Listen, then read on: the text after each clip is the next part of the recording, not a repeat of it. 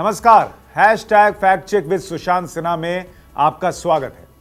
आज हम आपके सामने फैक्ट्स के साथ गहन विश्लेषण करने जा रहे हैं बैंक्स के एनपीए यानी नॉन परफॉर्मिंग एसेट्स का। वो मुद्दा जिसको लेकर एक ही सवाल सबके मन में है कि ये पाप है किसका, बीजेपी का या कांग्रेस का। हम और आप लोन की एक किश्त ना चुकाएं तो बैंक जीना मुहाल कर देते हैं, लेकिन देश के बड़े बड़े बैंकों के सिर पर कई लाख करोड़ का जो बकाया है, बड़े बड़े बिजनेसमैन का जो ये बकाया है, वो किसकी अनदेखी की वजह से। आज हम आपको यही समझाने वाले हैं। विश्लेषण पर जाएं उससे पहले आपको यह जरूर जानना चाहिए कि यूपीए और एनडीए की सरकारों के वक्त का बैंकों का एनपीए का आंकड़ा क्या कहता है। पहले आपको यूपीए 1 का हिसाब बताते हैं। कांग्रेस जब 2004 में सत्ता में आई, तब यानी 2004-2005 का एनपीए 57,396 करोड़ का था, जो 2008-2009 आते आते बढ़कर 69,954 करोड़ यानी बैंकों का एनपीए करीब 12,000 करोड़ रुपए बढ़ गया इन 5 सालों में। अब बात करते हैं यूपीए 2 की, यानी 2009 से 2014 के बीच की। 2009-2010 में बैंकों का एनपीए बढ़कर 81,718 करोड़ हुआ। 2010-2011 में यानी एक ही साल में यह करीब 12,000 करोड़ बढ़कर 93,997 करोड़ तक पहुंच गया। 2011-12 में बैंकों के एनपीए में जबरदस्त उछाल आई। बैंकों का एनपीए एक साल में करीब 43,000 करोड़ रुपए बढ़ गया और 1,36,968 करोड़ के आंकड़े तक पहुंच गया। 2012-13 में बैंकों का एनपीए 1,92,769 करोड़ हुआ और 2013-14 तक बढ़कर 2,63,000 करोड़ के आंकड़े को पार कर गया। यानी यूपीए के 10 साल के कार्यकाल को अगर आप देखेंगे तो बैंकों के एनपीए में करीब 2 लाख करोड़ से ज्यादा का इजाफा हुआ इन 10 सालों में। यह भी याद रखिएगा कि यह वो दौर था जब बैंकों ने छूट कर कर्ज बांटे। इसके विश्लेषण पर आऊंगा, लेकिन उससे पहले एनपीए के आंकड़ों को लेकर मोदी सरकार का रिकॉर्ड क्या कहता है वो देख लेते हैं। मोदी सरकार के बीते 4 साल में 2014-15 में बैंकों का एनपीए बढ़कर 3,22,916 करोड़ हुआ। 2015-16 में आश्चर्यजनक तौर पर बैंकों का एनपीए करीब 2.25 लाख करोड़ बढ़ गया और करीब 6,11,607 करोड़ तक पहुंच गया। और यह उछाल 2016-17 में भी जारी रही और बैंकों का एनपीए बढ़कर 7,90,268 करोड़ तक पहुंच गया। यह मोदी सरकार का हाल है।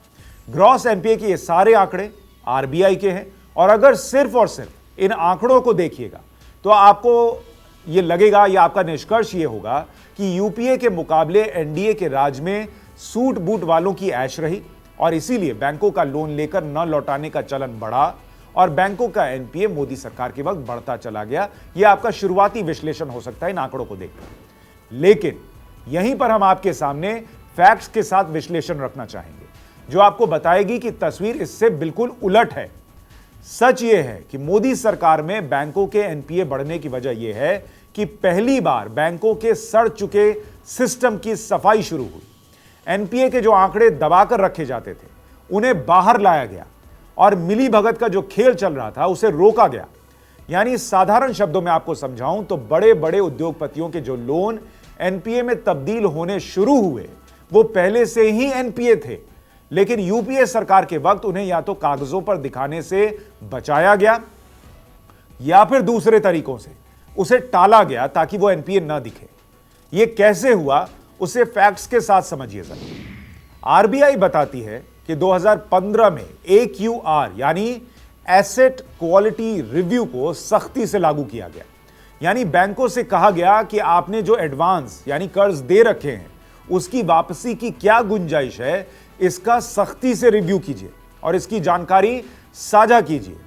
यह पहली बार था कि बैंकों पर सख्ती से इसका दबाव बनाया गया। नतीजा यह हुआ कि एक बैंक ने अगर किसी को लोन दिया हुआ था और वो एनपीए में शामिल हुआ इस रिव्यू की वजह से, तो उसी व्यक्ति या कंपनी को दूसरे बैंकों के लोन भी एनपीए की लिस्ट में शामिल होने लगे। और इसीलिए आपने गौर किया होगा कि जब मैं आपको पहले एनपीए के आंकड़े बता रहा था तो 2015 के बाद एनपीए के आंकड़ों में जबरदस्त उछाल आपको दिखी थी।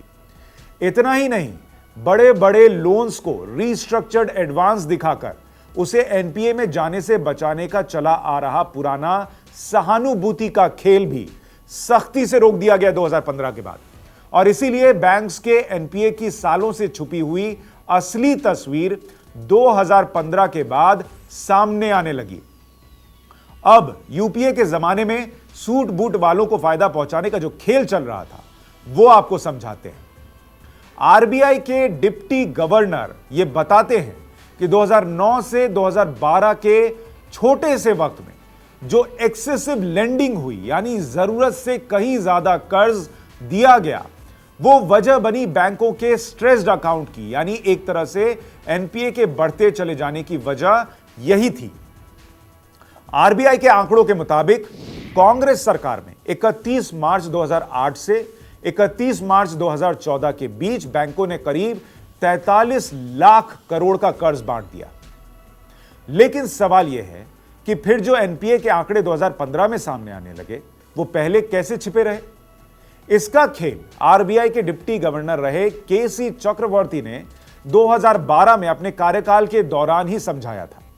दरअसल बैंकों के एनपीए छुपाने के पीछे जरिया बनाया गया लोन रीस्ट्रक्चरिंग को।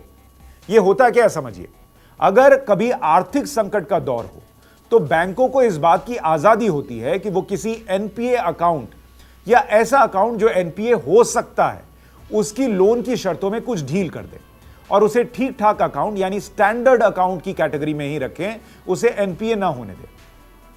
इससे लोन लेने वाले को भी फायदा होता है और बैंकों का एनपीए का आंकड़ा भी बढ़ने से बच जाता है। यूपीए 2 के जमाने में यह काम धड़ल्ले से हुआ और इसलिए जो अकाउंट तभी एनपीए हो जाने चाहिए थे वो सालों साल बचे रहे, एनपीए की लिस्ट में शामिल ही नहीं हुए। आरबीआई के तात्कालिक डिप्टी गवर्नर कहते हैं कि बैंकों ने जो लोन रीस्ट्रक्चरिंग की उसमें पारदर्शिता की जबरदस्त कमी थी।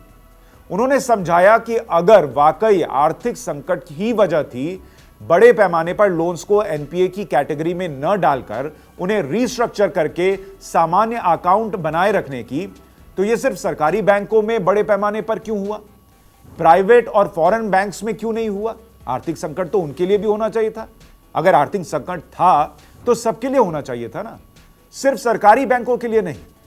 इतना ही नहीं, उन्होंने यह भी बताया कि अगर आर्थिक संकट वजह थी तो छोटे और मंझौले कर्जदारों पर ज्यादा संकट आया होना चाहिए था और उन्हें लोन रीस्ट्रक्चरिंग का ज्यादा फायदा मिलना चाहिए था। लेकिन हुआ इसका उल्टा। आंकड़ों के मुताबिक यूपीए के कार्यकाल में बैंकों ने बड़े बड़े कर्जदारों को फायदा पहुंचाया और यह सब अकाउंट्स को एनपीए दिखाने से बचाने के लिए हुआ। उनकी लाइन पढ़कर आपको बताता हूं कि उन्होंने कहा क्या डिप्टी गवर्नर साहब ने, तब के डिप्टी गवर्नर साहब ने। उन्होंने कहा कि when it comes to loan restructuring our banks have a substantial bias towards more privileged borrowers, यानी हमारे बैंक्स ने उनके लिए सहानुभूति दिखाई जो बड़े बड़े कर्ज लेने वाले लोग थे। आगे वो कहते हैं it seems to suggest that restructuring of accounts, जो मैं आपको बता रहा था एक जरिया था एनपीए में न जाने से बचाने का, कि restructuring of accounts is being restored to avoid classification of accounts as NPA. यानी तब के डिप्टी गवर्नर ने 2012 में यह कहा कि अकाउंट्स को एनपीए के खाते में जाने से बचाने के लिए लोन की रीस्ट्रक्चरिंग की गई और बड़े बड़े लोगों ने जो लोन ले रखा था उनको फायदा पहुंचाया गया, यह लगता है। आंकड़े बताते हैं कि 2010 में 1,36,426 करोड़ की रकम रीस्ट्रक्चर कर दी गई जो कि एनपीए में तब्दील हो सकती थी। 2012 में यह बढ़कर 2,18,000 करोड़ से भी ज्यादा हो गई। यानी मोटे तौर पर यह समझिए कि यूपीए के राज में बैंकों ने जो हद से ज्यादा लोन बेहद कम वक्त में बांटे और एनपीए के आंकड़े छुपाने के जो तरीके अपनाए, उसी का नतीजा है कि आज देश का बैंकिंग सिस्टम एनपीए के बोझ तले यूं दबा हुआ है। मन में सवाल यह उठता है कि मनमोहन सिंह इतने बड़े अर्थशास्त्री थे और उनकी आंखों के सामने यह सब होता रहा और क्या उनको पता ही नहीं चला, या फिर जानबूझकर सूट बूट वालों को फायदा पहुंचाया जाता रहा। 2015 में जिस तरह से बैंकों पर दबाव बनाकर एनपीए के सही आंकड़े बाहर लाए गए, सिस्टम को ठीक करने की कोशिश की गई और फिर इंसॉल्वेंसी एंड बैंकरप्सी कोर्ट के जरिए बैंकों का फंसा पैसा वापस लाने की कवायद तेज की गई, वो पहले क्यों नहीं हुई? देश के सिर पर जो लाखों करोड़ का एनपीए का बोझ छोड़कर क्यों गई कांग्रेस सरकार और क्यों गए महान अर्थशास्त्री मनमोहन सिंह जी?